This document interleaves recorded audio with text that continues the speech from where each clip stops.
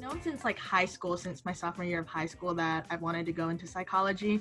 But the global communication came in because I actually wanted to volunteer with Doctors Without Borders. Like I wanted to go to med school, become like a pediatric psychiatrist or go into neurosurgery or something like that and volunteer with Doctors Without Borders. And so that was where the global communication came in, but like that's not the plan anymore. But I still love global communication a lot and I think it's super applicable.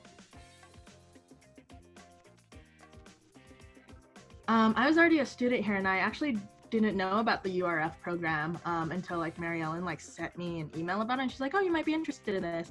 But at that point, like I was actually a couple semesters, because you have to have 6 semesters left to do it, but I only had 4 left. And so like we talked to Scott Bates, who's like the department head of psychology, and he's just like, well, I'll just apply and whatnot. And so I just applied and I was super, super grateful that I was still able to get in, even though like I was, you know, a later student. Yeah, so we focus on autism and other neurodevelopmental disorders. So it's a lot of autism and ADHD, specifically in the school setting and as it relates to like school psychology. So we have lots of different projects looking at kiddos with autism and school psychologists and like specifically in like the school setting. We're on the data analyzing part of a project. It's my URCO project actually, looking at how sex, gender, and race like bias plays into the identification of school psychologists. So how they identify the students like with a specific special ed criteria based on the student's sex and their ethnicity or race.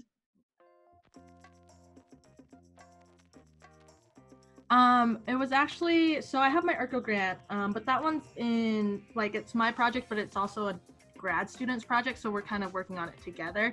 But then I'm doing a capstone project for the honors program that was like my own kind of project too.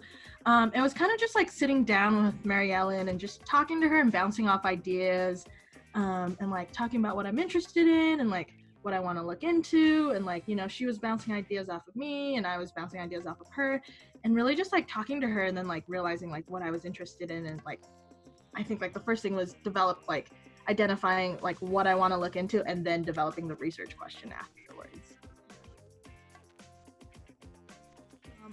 Honestly, I guess there's parts I don't like too, but like most of it, I love working with the kiddos. Like I love getting to interact with them. Obviously right now we don't get to because of COVID.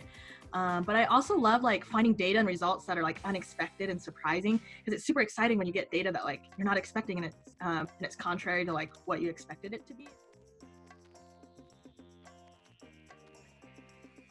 I just think like they're like, from research, I've realized that there's so much out there to learn, like to know in research, and like I've learned that like, you know, curiosity is really like the only limiting factor. Like obviously you have like ethical and moral like limitations too with research, but I think like curiosity is just the driving force of research, and like really if you have a question, like go for it. And I think that's like the most valuable lesson I've learned is just keep being curious.